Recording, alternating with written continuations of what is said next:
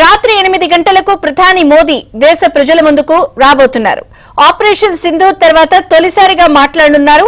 పహల్గాం దాడులతో పాటు తర్వాతి పరిణామాలపై ఆయన మాట్లాడే అవకాశం ఉంది.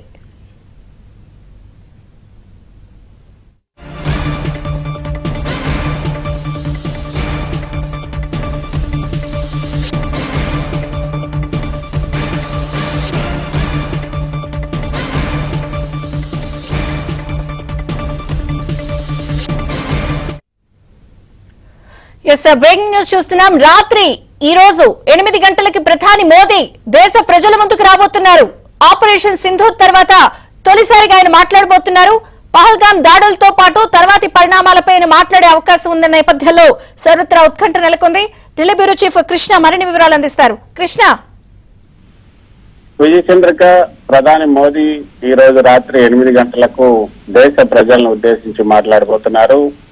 పాకిస్తాన్ తో కాల్పుల విరమణ తర్వాత ఆయన మొదటి ప్రసంగం ఇది. అంతేకాకుండా పహల్గాం ఘటన జరిగిన తర్వాత కూడా ఆయన ఏదైతే దేశ ప్రజల నుంచి ఉద్దేశించి బీహార్ లో మాత్రమే ఆయన ఒక బహిరంగ సభలో మాట్లాడారు తప్పితే ఈ విధంగా ఈ యొక్క ఆపరేషన్ సింధూర్ గురించి ఎక్కడా మాట్లాడలేదు. ఆపరేషన్ సింధూర్ తర్వాత ఆయన దేశ ప్రజలను ఉద్దేశించి చేస్తున్నటువంటి మొదటి ప్రసంగం ఈ రోజు రాత్రి 8 గంటలకు దేశ ప్రజలను ఉద్దేశించి మాట్లాడబోతున్నారు. పాకిస్తాన్ తో కాల్పుల విరమణ ఒప్పందంతో పాటు అన్ని విషయాలు, ఆపరేషన్ సింధూర్, పీఓకే, అదేవిధంగా ఉగ్రవాదంపై భారత వైఖరి, ఈ అంశాలన్నిటిపైన ఆయన కీలక ప్రకటనలు చేసే అవకాశం ఉంది. ప్రధాని మోదీ తన నివాసంలో త్రివిధ దళాధిపతులతో అత్యున్నత స్థాయి భద్రతా సమావేశాన్ని ప్రతిరోజు నిర్వహిస్తూ ఉన్నారు. ఈ రోజు కూడా నిర్వహించారు. ఈ సందర్భంగా ఆయన ఆపరేషన్ సింధూర్ ముగియలేదు, పాక్ మళ్లీ కాల్పులు జరిపితే భారత్ కూడా అదే స్థాయిలో ప్రతీకారం తీర్చుకుంటుంది అని కూడా ఆయన హెచ్చరించారు. ఖచ్చితంగా పాకిస్తాన్ తో చర్చలు జరపాలి అంటే పీఓకే అంశం పైన ప్రధాని మోదీ చాలా స్పష్టంగా పీఓకేని భారత్ కు అప్పగించడం తప్ప వేరే మార్గం లేదు. కాశ్మీర్ విషయంలో ఇంతకు మించి మాట్లాడేదేమీ లేదు, మధ్యవర్తులు మాకొద్దు అని కూడా ఆయన చాలా స్పష్టంగా చెప్పడం జరిగింది. సో దానికి సంబంధించి ఏదైతే ఇటువంటి మధ్యవర్తిత్వాలు వహిస్తామో, లేకపోతే కాశ్మీర్ సమస్యను 1000 ఏళ్లుగా ఉన్నటువంటి కాశ్మీర్ సమస్యను మేము పరిష్కరించడానికి సిద్ధంగా ఉన్నామంటూ ట్రంప్ చేసినటువంటి ప్రకటన తర్వాత ఈ యొక్క అత్యున్నత స్థాయి భద్రతా సమావేశాల సందర్భంగా వారందరికీ ప్రధాని మోదీ చెప్పింది ఒకటే, పీఓకేని భారత్ కు అప్పగించడం తప్ప వేరే మార్గం లేదు. కాశ్మీర్ విషయంలో ఇంతకన్నా మేము మాట్లాడేదేం లేదు, మధ్యవర్తులు కూడా మాకు అవసరం లేదు అంటూ ఆయన చెప్పడం, తర్వాత ఆపరేషన్ సింధూర్ కూడా ముగియలేదంటూ పాకిస్తాన్ కి పరోక్షంగా ఆయన వార్నింగ్ ఇచ్చారు. అంతేకాకుండా కాశ్మీర్ కు సంబంధించినటువంటి విషయంలో భారత్ యొక్క వైఖరి ఏంటి అనేది కూడా ఆయన స్పష్టం చేస్తూ, పాక్ నుంచి కాల్పులు జరిగితే భారత్ కూడా జరుపుతుంది, పాక్ దాడులు జరిపితే భారత్ కూడా దాడులకు దిగుతుంది, ఆపరేషన్ సింధూర్ ముగియలేదు, గట్టి జవాబు ఇస్తాం అంటూ ఆయన చెప్పడం, పీఓకేని భారత్ కు అప్పగించడం తప్ప వేరే మార్గం లేదు, కాశ్మీర్ విషయంలో ఇంతకన్నా మాట్లాడేదేం లేదు, పీఓకే అంశంలో మధ్యవర్తులు మాకొద్దు, పాకిస్తాన్ పీఓకే ఉగ్రవాదులను అప్పగించాల్సిందే అంటూ కూడా ఆయన స్పష్టం చేస్తూ, మా సంయమనం బలహీనత కాదు, భద్రతా విషయంలో రాజీ పడబోము అని కూడా ప్రధాని మోదీ స్పష్టం చేశారు. ప్రతి రౌండ్ లోనూ పాకిస్తాన్ మరింత పరిస్థితి దిగజారిపోతుంది. యుద్ధంలో కూడా భారతదేశం చేతిలో గతంలో 2 సార్లు ఓడిపోయారు. పాకిస్తాన్ వైమానిక స్థావరాలపై భారత్ తాజాగా జరిపినటువంటి దాడుల వల్ల పాకిస్తాన్ కి తీరని నష్టం జరిగింది. ఒక విధంగా చెప్పాలంటే పాకిస్తాన్ చేతులు ఎత్తేసిందనే చెప్పొచ్చు. అక్కడ ఎవరు కూడా సురక్షితంగా లేరని భారతదేశం స్పష్టమైనటువంటి సందేశం ఇచ్చింది. తర్వాత ఆపరేషన్ సింధూర్ నిర్వహించడం ద్వారా భారతదేశం ఏదైతే మన సైనిక బలగాన్ని, సైనిక పాఠవాన్ని ప్రపంచానికి మరోసారి నిరూపించినట్లుగా అయింది. మిట్టి మే మిలా దేంగే, బవల్పూర్, ముక్కీదో, ముజఫరాబాద్ క్యాంప్ కు మిట్టి మే మిలా దియా అంటూ ప్రధాని మోదీ చెప్పినట్లుగా మనకి అర్థమవుతుంది.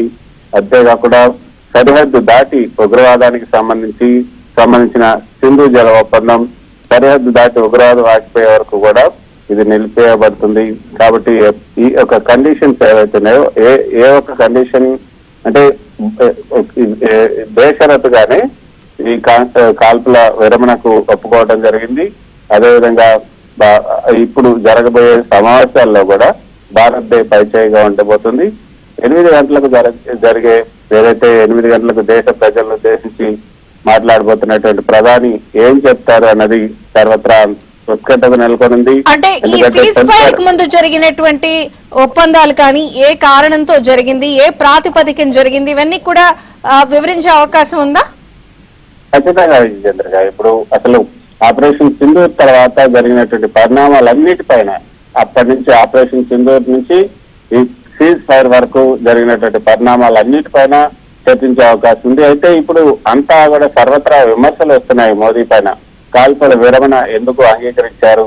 ఈ సమయంలో ఆపరేషన్ సింధూర్ మొత్తంగా పూర్తి చేసి ఏదైతే అక్కడ పీఓకేలో ఉన్నటువంటి ఉగ్రవాద శిబిరాలన్నింటినీ కూడా మట్టుపెట్టి ఆ తర్వాత ఈ యొక్క మొత్తం ఆపరేషన్ పూర్తి చేయాలి కదా. అట్లా ఆపరేషన్ పూర్తి చేయకుండా మధ్యలోనే అమెరికా ఒత్తిడి కారణంగా మోదీ ఈ యొక్క ఆపరేషన్ సింధూర్ ని పాస్ చేశారు, లేకపోతే దానికి కాల్పుల విరమణకు ఒప్పుకున్నారు. సో అమెరికా ఒత్తిడి తీసుకొచ్చింది. అమెరికా నెత్తి మీద కూర్చోవడం వల్లనే అమెరికా ఒత్తిడికి మోడీ లొంగారు. ట్రంప్ ఆధీనంలో ఉన్నారు మోదీ, ట్రంప్ చెప్పుచేతల్లో మోదీ ఉన్నారు, ట్రంప్ ఎట్లా చెప్తే అట్లా వింటున్నారు అంటూ విమర్శలు గుప్పిస్తూ ఉన్నారు.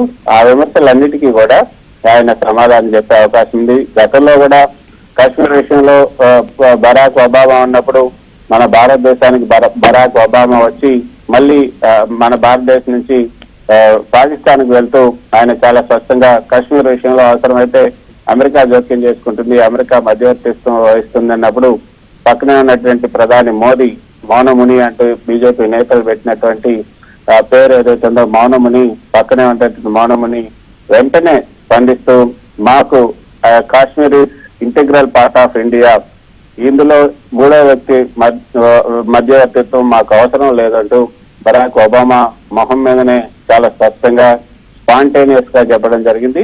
అయితే అటువంటి స్పందన భారత్ నుంచి లేదు. ప్రధాని మోదీ ఎందుకు ఆ విధంగా చెప్పలేకపోయారు? ట్రంప్ ట్వీట్ చేసినా కూడా ట్రంప్ ట్వీట్ కి ఇప్పుడు అధికారికంగా మళ్ళీ భారత ప్రభుత్వం నుంచి ఇంతవరకు కూడా ఎటువంటి ప్రకటన లేదు. అంటే ఏంటి కారణం? ఎందుకు కాశ్మీర్ భారత్ లో అంతర్భాగం అని చెప్పలేకపోతున్నారు? ఎందుకు భారత్ తో అమెరికా యొక్క ఒత్తిడికి లొంగాల్సి ఉంటుంది అని కూడా ఎక్కువ ఆరోపణలు వస్తున్నాయి. ఆ ఆరోపణలన్నిటికి కూడా ఇప్పుడు 8 గంటలకు భారత ప్రధాని సమాధానం చెప్పే అవకాశం ఉంది. ఎందువల్ల ఆయన ప్రకటన చేయలేకపోయారు, ఎందువల్ల మేము చెప్పలేకపోయామని కూడా వీటన్నిటి గురించి కూడా ఆయన వివరించే అవకాశం ఉంది.